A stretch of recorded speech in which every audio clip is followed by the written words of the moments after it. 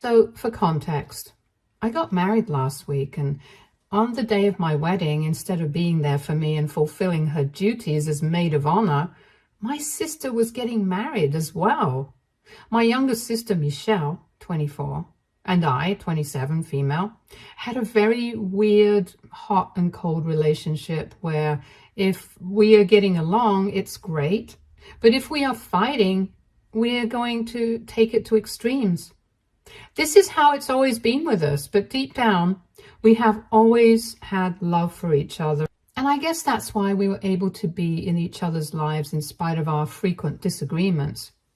It was kind of toxic, now that I think about it, but it is what it is, and even after we moved out of our parents' home, we made an active effort to stay involved in each other's lives, even though sometimes we got on each other's nerves.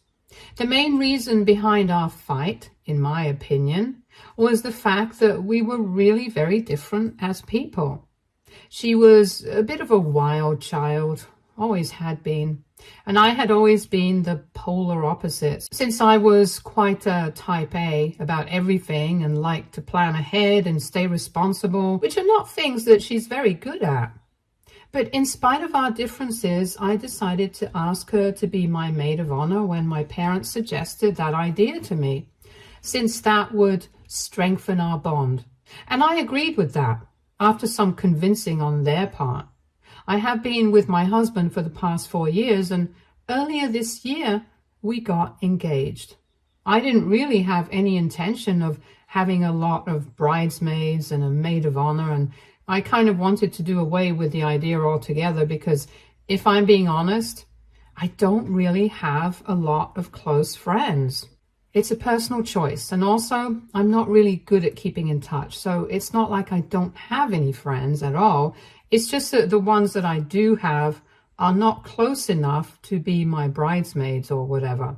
That is why initially I did not plan on having bridesmaids at all. And my husband also agreed with that because we wanted a small, intimate and simple wedding. But when my parents suggested the idea of making my sister to be my maid of honor, I got around to liking that idea after they started convincing me that it would be really nice, and eventually they wore me down. And when I asked her, she agreed immediately, and I didn't really have any bridesmaids, but I figured that Michelle would be enough for me. Past couple of months of wedding prep and everything had been really fun, and I had been getting along well with Michelle too. So I really never would have imagined her pulling off what she did on the day of my wedding. On my big day, she decided to thank me for making her the maid of honor by ghosting me and showing up in the evening after everything was over with her new husband. And her so-called new husband had turned out to be my husband's creepy cousin, who has been divorced twice, Josh, 36, male. I'm not just calling him creepy because he had apparently been hitting on Michelle throughout the days leading up to the wedding, and it was kind of gross because she was a whopping 12 years younger than him, and it hasn't even been a month since his divorce was finalized. I'm calling it creepy because he has a history of making women uncomfortable, according to what my husband has told me. Just for the record, he had not been invited to the wedding because my husband does not get along with him, and neither does anybody in the family really like him except for his parents. But we had made the mistake of inviting his parents, and 2 weeks before my wedding, we had hosted an informal brunch for just our families. For some reason, Josh's parents, my father-in-law's older brother, and his wife had decided to bring him along. That's how him and Michelle had met for the first time, because we had to stay, even though we hadn't specifically invited him and had just invited his parents. We did not want to ruin the vibe of the afternoon by picking a fight with anyone, and as long as he was not creeping anyone out, we were not going to kick him out. Even that day, I had noticed that Michelle was sitting beside Josh the entire time, and there was a bit of flirtation going on there. I was not fine with it because I knew what kind of a person Josh was, and I did not feel good about him getting close to my sister. But I just figured that it was a one-day thing, so I did not say anything about it. I did not bring it up with her later on either, because I was too busy, and also because I did not think it was worth it, since, like I said, I did not figure that it would turn into anything serious. And I did not think that she would see him again, because after the brunch, my father-in-law had spoken to his brother and had told him that while we had not said anything about them bringing Josh to brunch, they would expect him not to attend the wedding since he had not been invited. And my husband and I only wanted our close friends and family members to be there. Since Josh wasn't particularly close to my husband, they would not expect him to show up. And from what I know, his parents were not happy about it, but they agreed to respect our wishes.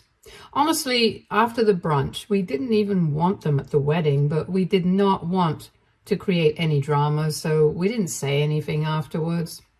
What nobody knew was that Michelle and Josh had exchanged numbers, and they had been texting each other every day ever since they had met each other at brunch.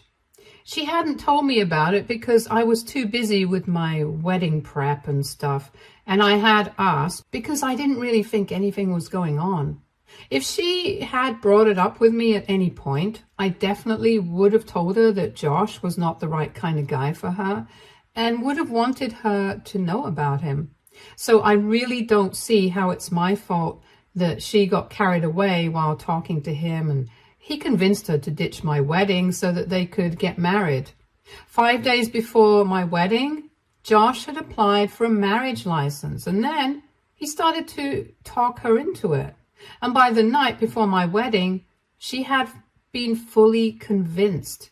He thought that he was making the day iconic by getting both sisters married on the same day, and my sister was stupid enough to fall for that rubbish. Anyway, on the night before my wedding, Michelle literally took off in the middle of the night so that she could go to Josh, and nobody even knew about it until we checked with the hotel authorities, and they confirmed that she had checked out the previous night. Before that, I had been worried sick because we couldn't find her on the morning of the wedding, and her room was empty, and neither was she responding to any of our texts or phone calls. However, after speaking to the staff and confirming that she had left, I decided to go ahead with my wedding because it was clear that I was being ghosted, and I was obviously not her first priority that day. She had completely disregarded the relationship that we had had, and I decided to go through with the wedding without her. I was kind of upset about it, but thankfully my husband and my parents cheered me up, and by the time everything was done, I had almost forgotten about Michelle. When she finally returned in the evening with Josh and explained everything, I totally lost it at her, and I told her that I wanted nothing to do with her anymore because due to her irresponsible behavior, my wedding had almost been ruined. And she even had the audacity to act like I was overreacting because apparently she had expected me to be happy that she had found the love of her life and was married now. If I'm being honest, the only people who were happy about that marriage were Michelle, Josh, and Josh's parents. It was bad enough that they had gone through with the wedding on the same day as me and ghosted me. It was worse than Michelle and Josh, and even his parents expected us to be happy for them. We got into a really bad verbal fight that evening, after which all of them left the wedding angrily, and we hadn't been in touch with them since, and I was more than fine with that, if I'm being honest. Anyway, now it has been a week since both of us have been married, and while it has been a great week for me and my husband, I can't say the same for Michelle because last night she showed up at my house with her because she was miserable with Josh. Apparently, he was not the guy that she had thought he was going to be, and the past week had been bad enough for her to realize it. While he had been very charming for the past 2 weeks, when he was trying to get her to marry him, he hadn't told her anything about his past. She had no idea that he had been married twice before already, and she didn't even know that he was 12 years older than her. He had significantly reduced his age while speaking to her, and she thought that he was in his early 30s. It also helped that Josh is kind of blessed with good looks, even though I can't deny that. So she believed him. But a couple of days after their marriage, he started to tell her everything, and she also started to find out that he had been bluffing about how rich he was. He had invited her over to meet him a couple of times while they were talking, and she thought that he was really well off because he had been inviting her over to one of his friends' houses to meet her, just so he could impress her. But after they got married, she had moved into his apartment, which was just really tiny and not even in a good neighborhood. And the worst part of all of this was that she had found out that he was high the entire time. I'm not even joking. He had been high when he started flirting with her at brunch. He had been high when he applied for a marriage license. And he had been high when he asked her to marry him and started convincing her to skip the wedding. And even while they were getting married, he had been higher than a skyscraper. She had found out about all of this recently after the wedding, and even then she had tried to make it work for a week. But she just couldn't bring herself to accept this new version of him. He was not even ready to let her leave because he claimed that he was in love with her, and he knew that he had found his soulmate, which is why he had convinced her to marry him. And he believed that now that she was finally with him, he could turn his life around, and all she had to do was just stick by him forever. But let alone forever, Michelle wasn't even willing to stick by him for another week. She had packed all her stuff while he was taking his post-joint nap, so she wouldn't have to deal with his drama, since every time she had threatened to dump him and leave, he had started wailing and acting like a little baby, and she couldn't get away from him after that because of how he had started to beg her to stay every single time, and it was really pathetic. Michelle had been sobbing while telling me about all of this, and I actually felt bad for her because I'm sure it couldn't have been easy for her to find out about these things. But then again, she had only known him for 2 weeks, and it had been quite foolish of her to get married to him with such little information to go on. If she had even spoken to any of us about this, my husband and I would have warned her, but she chose to keep this a secret from us for some reason. After telling us about everything, she told me that she needed my help now because she wanted to get out of the situation anyhow. She said that she was in desperate need of a divorce attorney, and that she also wanted me to help her out because she wanted to sue him for damages, because of all the emotional distress that he had caused her with his lies and manipulation. I'm a lawyer myself, so I could understand why she had come to me, but I told her that there was no way on earth that I was going to take up this lawsuit. It was not just because of personal reasons, it was also because I thought it was partly her own fault as well. Besides, emotional distress was always really hard to prove in court, and I did not have the time to deal with her dramatic outburst. I had clients with real problems and lawsuits to deal with. I told her that the most that I could do for her was put her in touch with a good divorce attorney, and maybe they would be able to get an annulment. But other than that, I was not getting myself involved in this mess. I also told her that if she had just spoken to me about Josh and her relationship with him, I would have warned her about him. But at this point, I thought that it was her own fault for rushing into a marriage so quickly. At that point, I guess she realized that my husband and I knew that Josh was not a good guy. And then, all of a sudden, she started turning the situation around on us. She told me that if I had known all along that Josh was not the right kind of guy, I should have said something to her about it on the day that I saw her flirting with him for the first time when they met at brunch at my house. And all of a sudden, it was my fault that this had happened. She started yelling at me, saying that if I knew about Josh and the kind of person that he was, then I should have warned her and not let her take this forward. I found that really surprising because, like I said, I had no idea that she was even planning on going so far with him. I thought they were just having a little bit of a flirtation at brunch, but after that, I assumed that she would be done with him. Besides, even if I had not warned her, she should have had the common sense of knowing that she should not get married to a guy that she has barely even known for 2 weeks. She knew nothing about him, and yet she went ahead with him. I think that's pretty much her fault, not mine. So we ended up in a pretty nasty fight, and she started accusing me of not warning her on purpose because I wanted to mess with her. It was just ridiculous and stupid, and I tried to explain to her that this was not the case at all.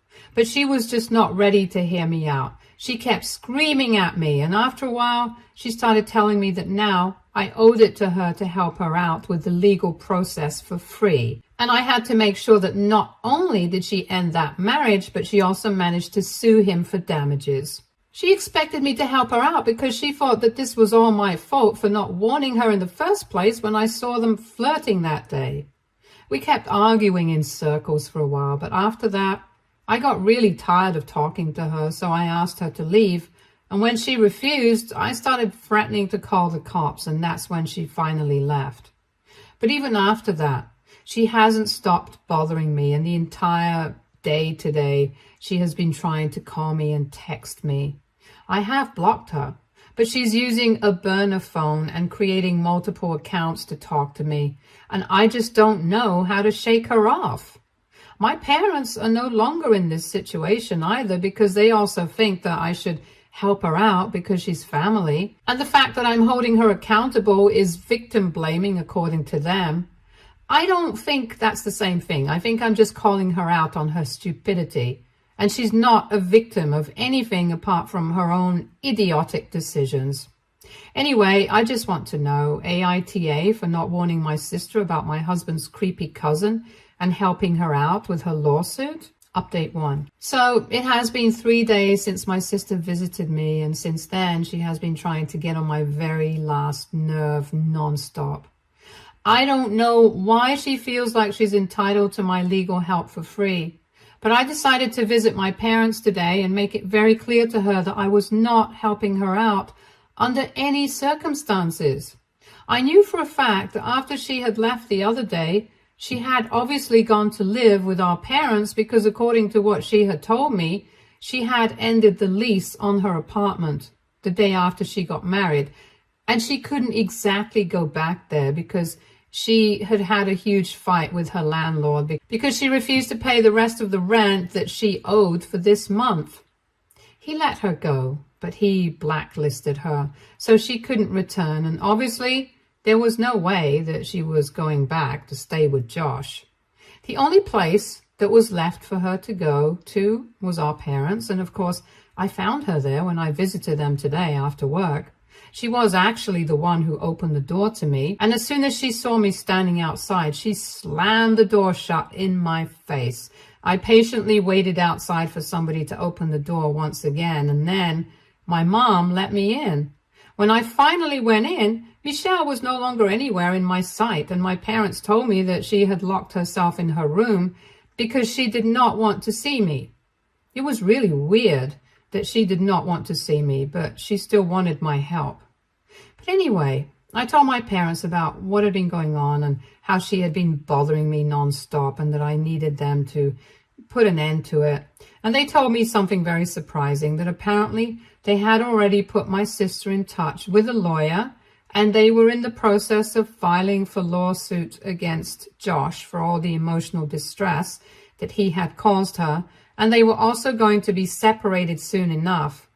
So she really did not need my help as such, but when I asked my parents why she was still texting me and calling me if she did not even need my legal advice, they told me that she just wanted me to acknowledge the fact that I had messed up. Basically, she was doing all this and being so extra ridiculous because she wanted an apology out of me, and there was no way on earth that she was getting one. The bottom line is that I'm not really sorry because she messed things up for herself. I had nothing to do with any of that. And for her to expect me to apologize and then start crying about it when I don't do it, it's just entitlement at its best. And I was just not having it. I tried to explain to my parents that I was caught up with preparing for my wedding and stuff. Of course, the only thing on my mind was not gonna be Josh and Michelle, especially when I didn't even think that there was anything going on between them, and I was so sick of repeating that over and over again that I ended up getting a bit loud. My parents also looked pretty exhausted, and they told me that they really did not want to get involved in this because so far we had always been able to manage our own differences and deal with them like adults, and they would expect us to do the same even now. But the only thing they wanted to tell me was that Michelle was just disappointed that I hadn't been looking out for her because as her older sister, she had always believed that I would get her out of trouble no matter what.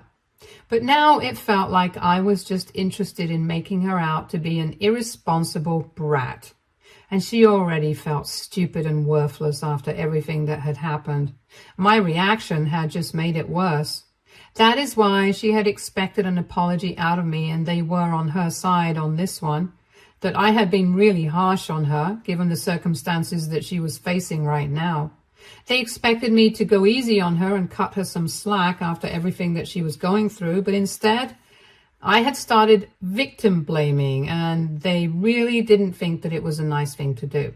And then they called me out for yelling at them for something that was not even their fault, and told me that if this was the tone that I was going to take with them, then they would prefer for me to leave because they did not want any unnecessary drama.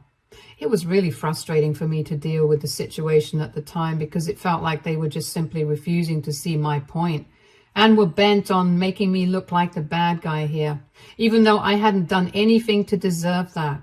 But I did not want to lose my temper even more and give them more reasons to make me the villain. So I tried not to say anything else and just laughed.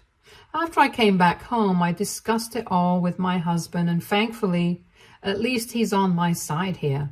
I'm obviously not very happy about how the situation has turned out with my family, and I feel like I'm being pushed to a corner, but I still don't think that I'm wrong. I'm just exhausted, to be really honest, and I want things to go back to being the way they used to be before all of this. Update 2. Hey. So it has been 2 weeks since my last visit to my parents' place, and after that visit, my sister did not make any attempts to contact me. There was just radio silence from Michelle, and my parents also did not bother to try and get in touch with me. I felt a little upset about it, but there was really not much that I could do. And in a couple of days, I'm going to be leaving for my honeymoon anyway, so I decided to move past that episode and try to focus on the future because I knew for a fact that there was no good that was going to come out of thinking about what had already happened. I knew that I had not done anything wrong, and I was going to stick to that. And my husband was on my side, so that's all that I really needed.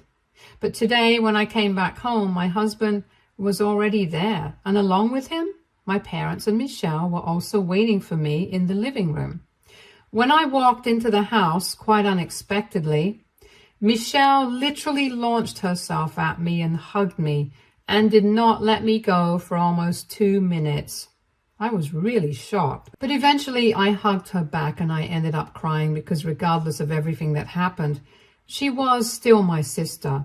She was still the little girl who looked up to me for everything since she was a kid. And this was probably the worst fight that we had had in ages. But then again, what are families there for, if not pulling you through your darkest times? After the hug, she immediately started apologizing to me profusely and told me that it had taken her a really long time to keep her ego aside and accept the fact that she had messed up and none of this was really my fault. But she was just looking for somebody to blame because she couldn't accept that she had been so stupid. After she realized, she did not waste a second in coming to me, and she had even convinced our parents that they had been wrong for siding with her. She realized that because I was the older sibling, I had always been treated as more mature, and that's why I had been forced to grow up and always forgive everyone. But this one time that I had decided to put my foot down, it was up to them to make it up to me and not let this relationship go. After that, we ended up having a really long chat about everything that happened in the past couple of weeks. And my parents acknowledged the fact that because Michelle was younger, she always got away with a lot of stuff, and they hadn't even realized it until she herself brought it up with them. My parents also apologized to me for trying to make me look like the bad guy and said that they had been wrong all along and promised me that they would try to be better now. They also seem to get really emotional, and I'm getting these 2 weeks of no contact with my family must have been difficult for them as well. All of them seem to be really upset and apologetic about everything that has happened. And I can't say that I've already forgiven them and put everything in the past, but I would like to do that. After all, I believe that families should stick together, and I want to give them a second chance. Whether that's going to be a good decision or a bad one, that's for us to find out later. But until then, I want to try. Anyway, Michelle is getting a divorce, and it's coming along well for her. She decided to drop the idea of filing a lawsuit against him for damages because it was going to be really hard to prove, and she did not have that kind of time for any of this.